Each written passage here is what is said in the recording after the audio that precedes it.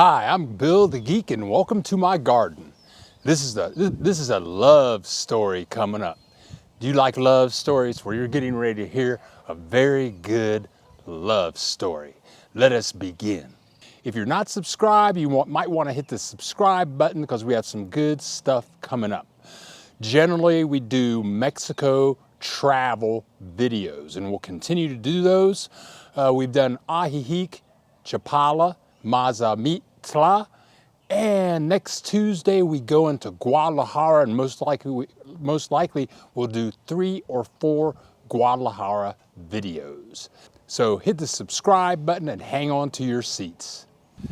A lot of people have emailed me on my website or left comments in my comment boxes or for my videos asking me, well, who is Teresa? Is Teresa your wife? She your girlfriend? You guys just friend? What is that? Yeah, she's my wife. And some people wanted to know how I met Teresa. So I'm going to go into all of the good stuff about how I met Teresa de Anda.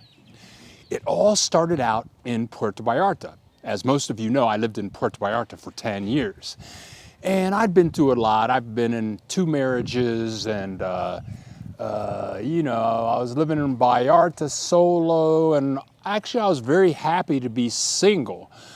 And I wasn't really looking for anybody.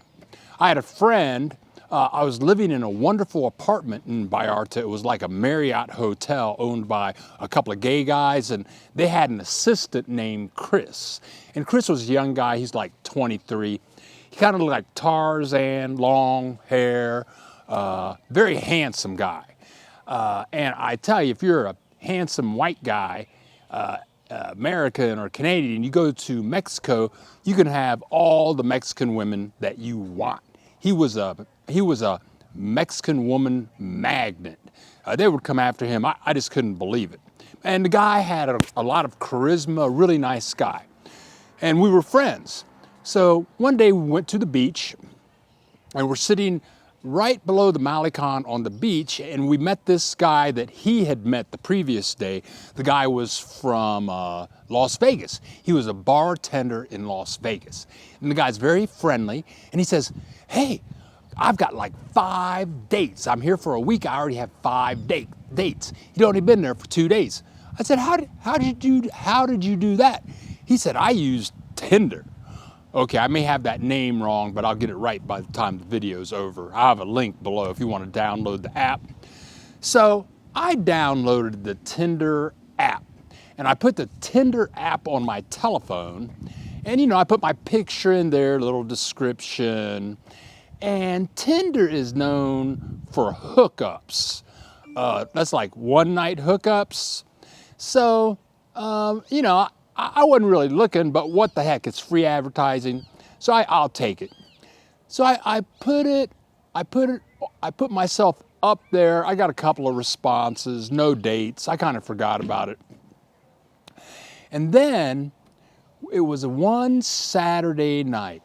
I was sitting at home on Saturday night, not thinking about meeting any women. I'd given up on meeting women. And it was just like I was happy to be reading and writing and teaching classes and playing my flute, doing the things that I do. I was very happy.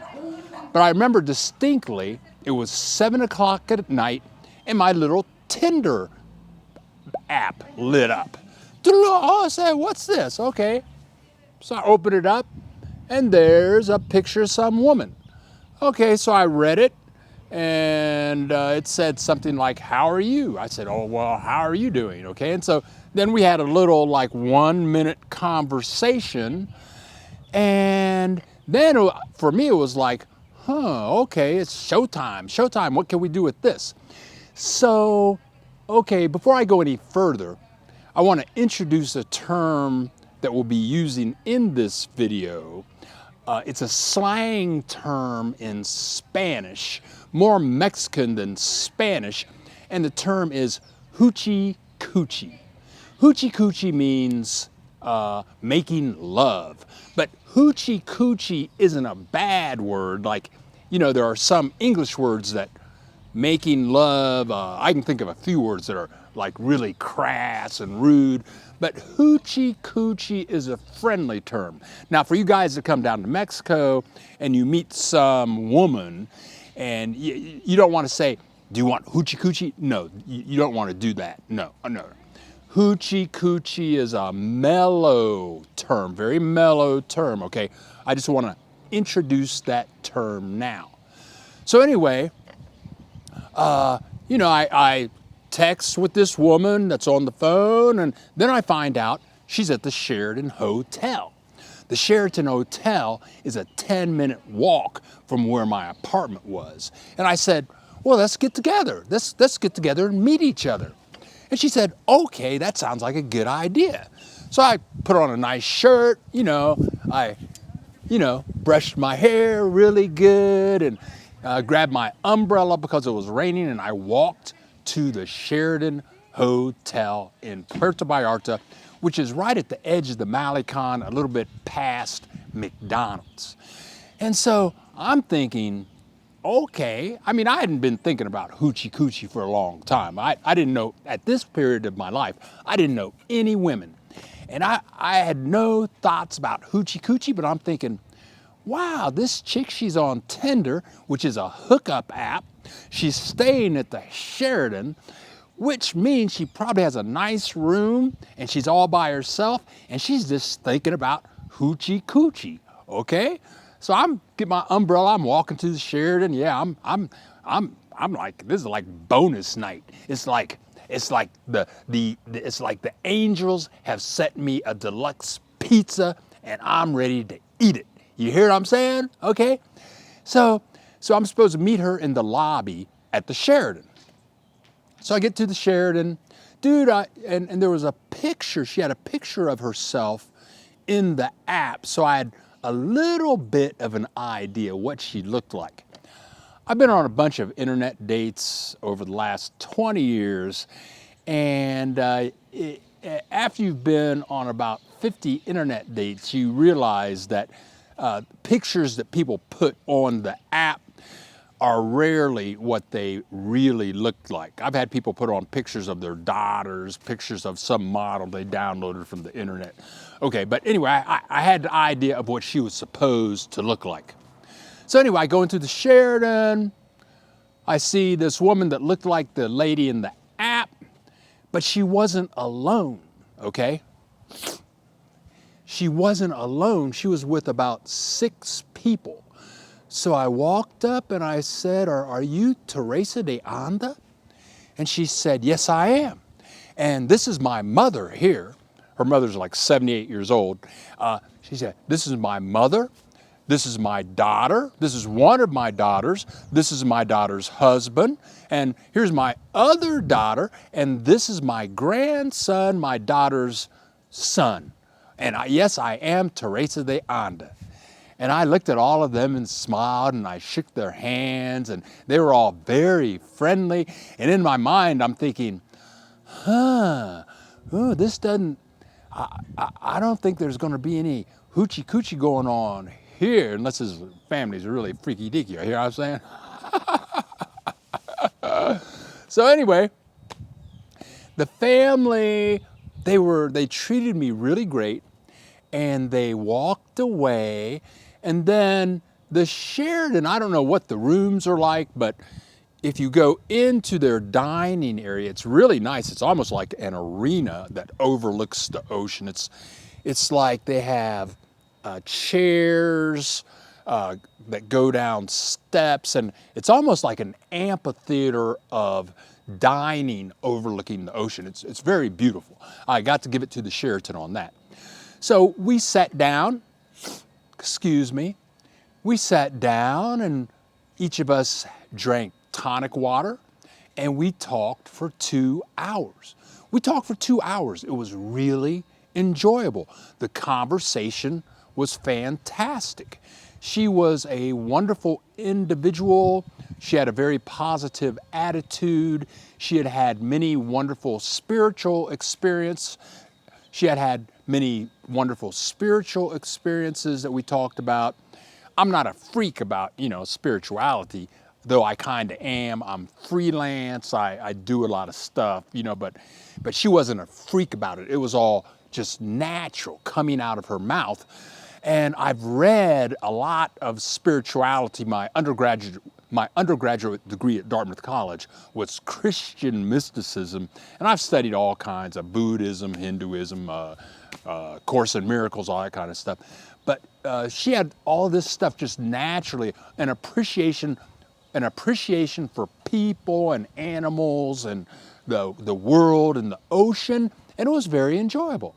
So we talked for a couple of hours, and then at the end I said, well, oh, what do you want to do? And she says, well, let's get together tomorrow night. Me and my family are traveling, so let's get together tomorrow night and we'll have kind of like a date.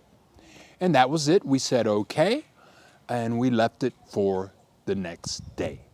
So the next day rolls around, and we were supposed to meet at Sheraton at 8:30. So I was there, happy to get together. I didn't know if there's going to be any signs of hoochie coochie, but so we meet. Well, we were supposed to meet. She said, okay, we're going to be in a van. So there are two entrances to the Sheraton. You want to go to the second entrance, not the main entrance, but the second one. It was almost like a loading dock, okay?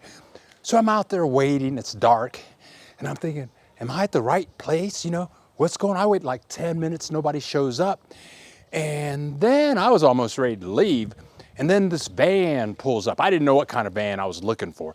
Then a van pulls up, and the back sliding door opens up, and there's Teresa de Anda in the back seat with a kind of a sexy dress on. And so I get in, I'm thinking, okay, this is gonna be all right. So I get in the van. Hola, hola. So I get in the van, and then driving the van is Teresa's son-in-law, and his daughter's in the front seat with him. And we drive off.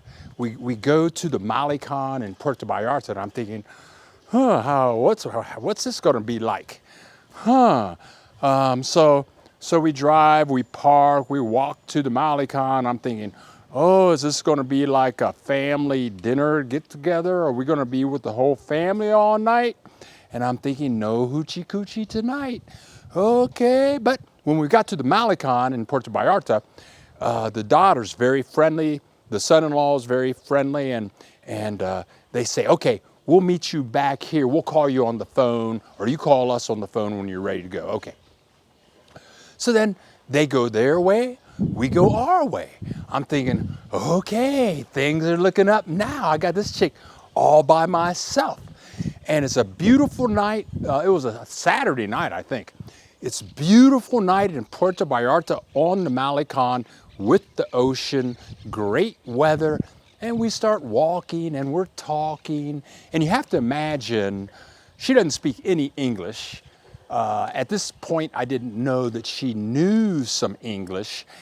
And so we're speaking, all of this is in Spanish, which is incredible to even think of, because my Spanish at that time wasn't that great, but we were communicating. And I asked her, what kind of music do you like? And she looked up at me. She's only like 5'4", I'm 6 foot.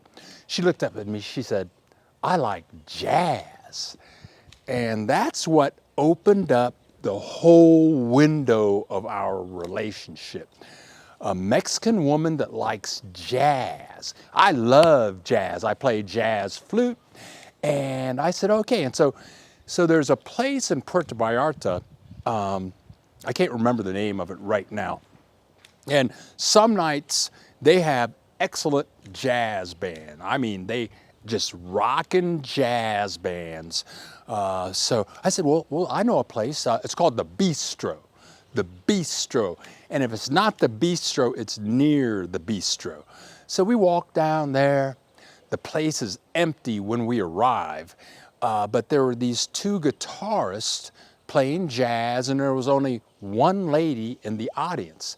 And the place was empty. It's just us two guys playing guitar, jazz, and this other lady, she was a Caucasian, and she was just enjoying it. And so we sat there, we had a lovely conversation, wonderful atmosphere. This bar, bistro, it's right on a little river, and the river goes to the ocean. Very romantic. And that was our first date, listening to jazz. And so we talked for a couple of hours, and then she made the call to her daughter. We met them, and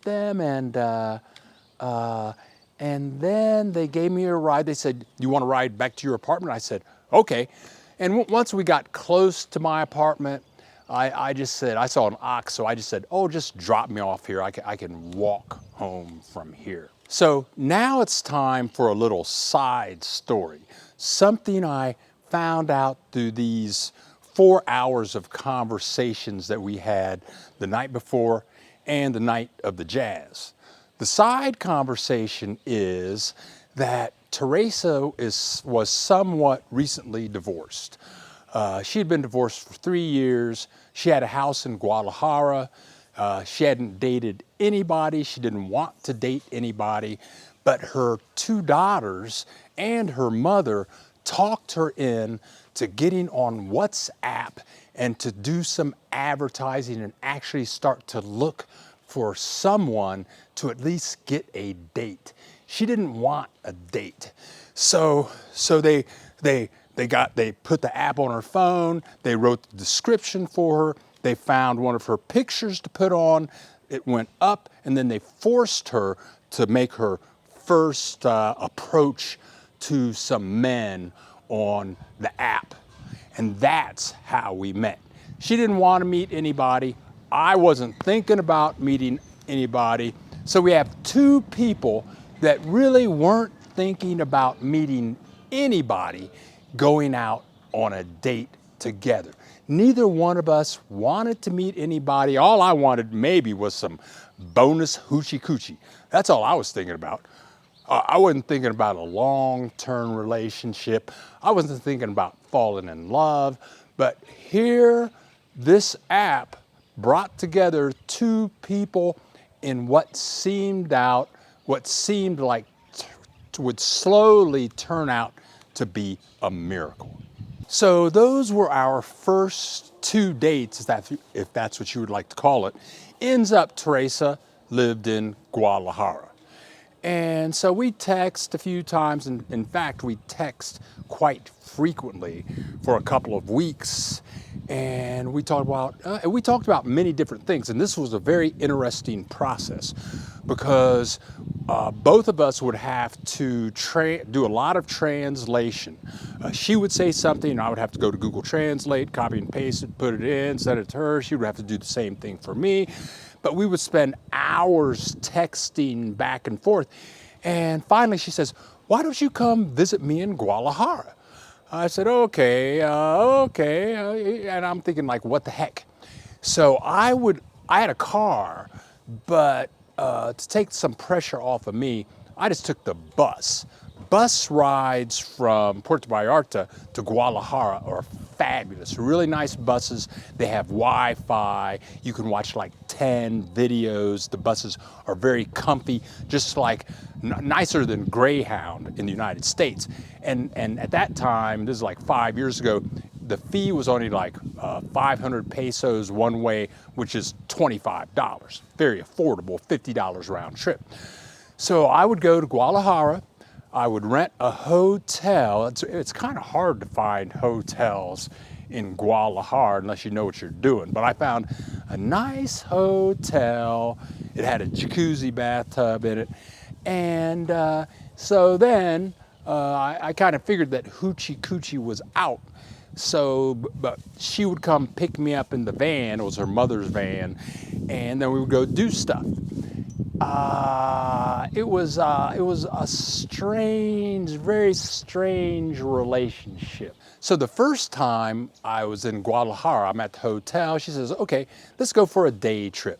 She shows up in her mom's van, and she took me, the first place she took me, she said she asked her mom, well, where do you think we should go on this first day trip? And her mom said, take him to Chapala. Take him to Chapala. Her family calls Chapala Lake Chapala. So she said, take him to Lake Chapala. I said, okay. She said, okay. So we get in the van, we drive to Chapala, where we live now. Our house is in Chapala. And I remember walking along the Malecon in Chapala. We went to the church in Chapala. It was beautiful, but it was the first time I'd ever been there. Everything was so foreign the first time. And after we ended with Chapala, we went back to Guadalajara. She took me to downtown Chapala. She took me to some very artistic areas that were fabulous. And it was really fun. And she was really fun and authentic. And we spent the day together.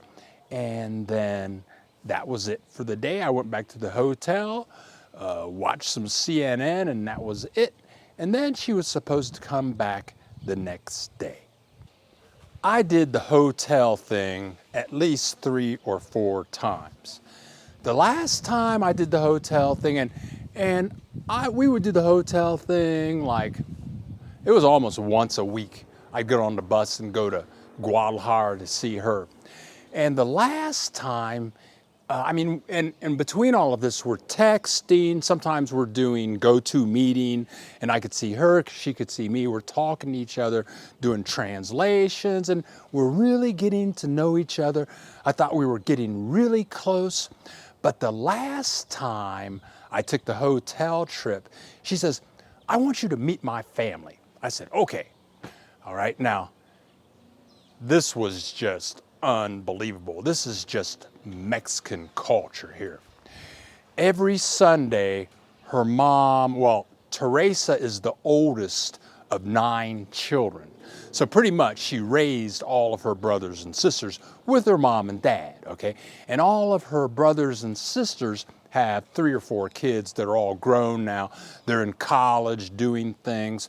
But every Sunday, all of them get together at her mom's house. And it's a giant party. I mean, there's all kinds of beer, excellent food, all the food you could ever think of. A big Mexican dish is carne asada. Sometimes they have cheeseburger night. And sometimes they'll rent karaoke machines so they can sing. Sometimes they would hire a DJ to play really funky dance music. And she has people in her family that can dance. And I mean, if you like to dance and listen to some funky music with some people that can really dance better than Michael Jackson, this was the place to be. So my first time in this, I was overwhelmed. And all of her family, I mean, her mother's like the queen of the family because her father died. So Teresa's like the second queen. And if the second queen comes with a guy, then he must be okay. So all of her nieces and nephews treated me wonderful. All of her brothers and sisters treated me wonderful. It took me about 3 months to remember all these names. But anyway, I had a great time. Teresa was very proud of me, the way I presented myself. And so when all the festivities were over, her and a couple of her sisters and her mom, we all get in the van to drive me back to the hotel. And I'm thinking, what? I just spent all this money. I spent all this money on hotels. I spent all this money on buses, and I hadn't even gotten a kiss yet. So they took me to the hotel, dropped me off, and I was going to leave the next day. And I'm thinking, I'm thinking like, I've had it. I'm through with this. So I got on the bus, headed back to Puerto Vallarta. I was very discouraged. Actually, I was kind of angry. I thought at this point, I'd at least get a kiss that might lead up to some hoochie coochie, but that wasn't going to happen, okay? So I go back and we text for another week, 2 weeks, and she says, can't you come back to Guadalajara one more time? And I'm thinking, why? you know, and so I took the bus back one more time, went to my hotel, and this time when we had a day date, and we spent the whole day together, and the day turned into an evening, and there's this really nice, I guess it's almost like a deli. And they have several of this one franchise in Guadalajara.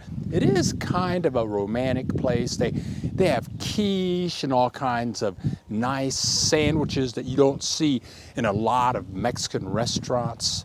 And it was dark, and we were really enjoying our conversation.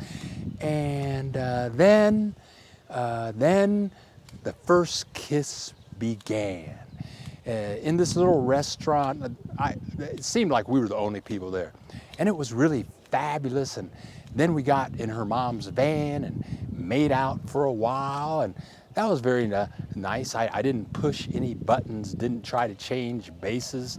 Everything was very good. The romance had actually started.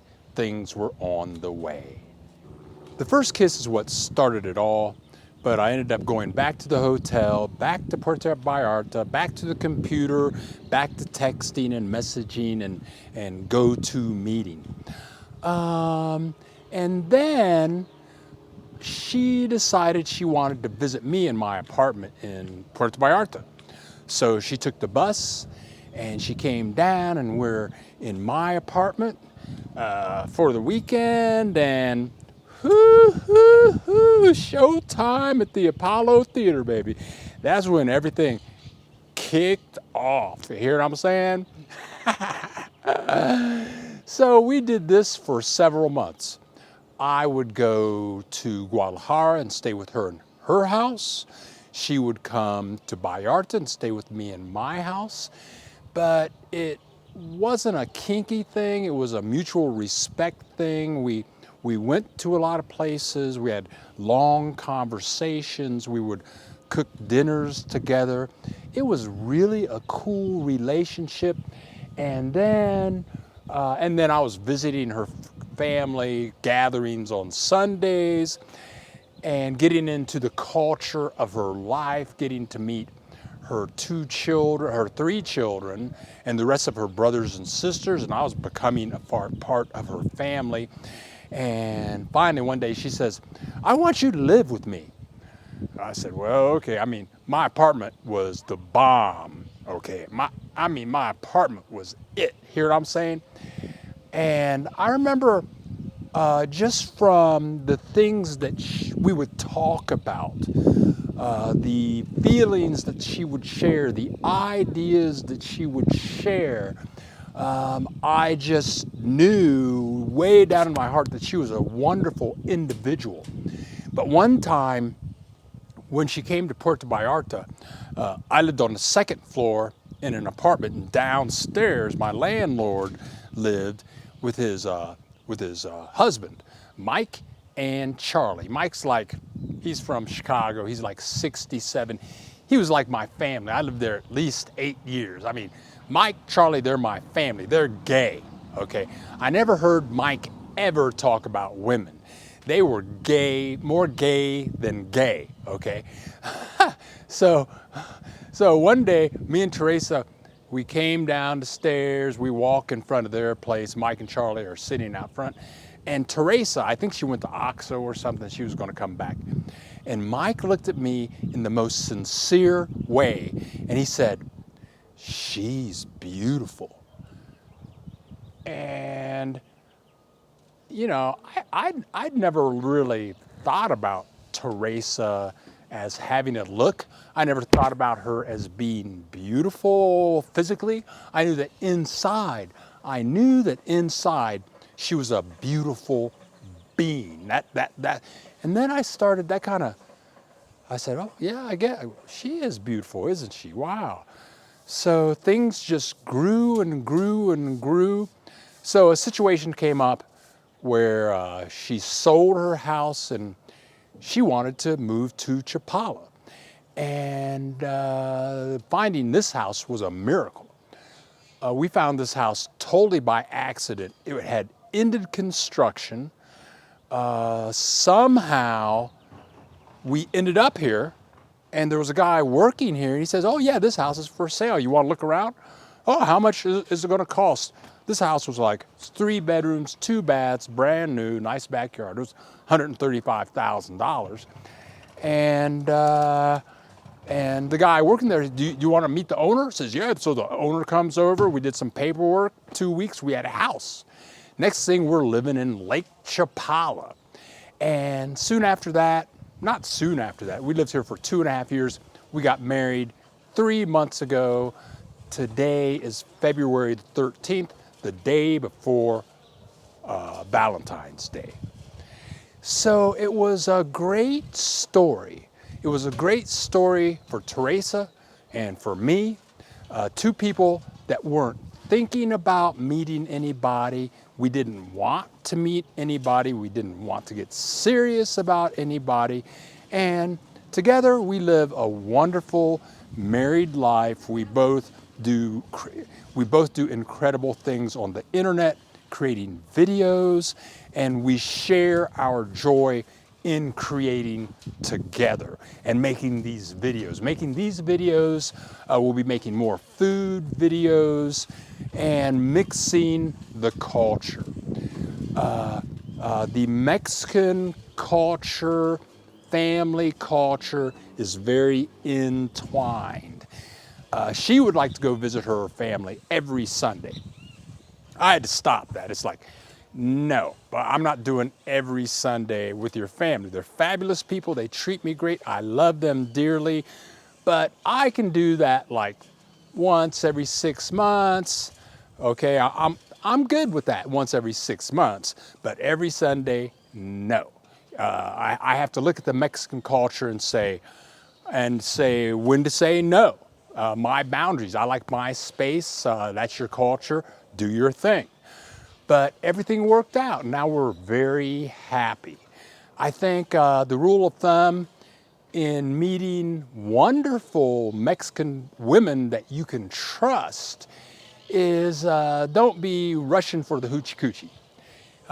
Go for the mind. The mind comes first. Ideas come first.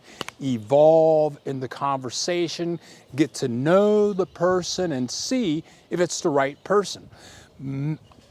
I don't want to stereotype, but good, sincere Mexican women want a good, sincere man to be with. So I'm going to wrap up this story. I hope you enjoyed our love story. And if you haven't subscribed yet, please hit the subscribe button. Next week, we're going to Guadalajara.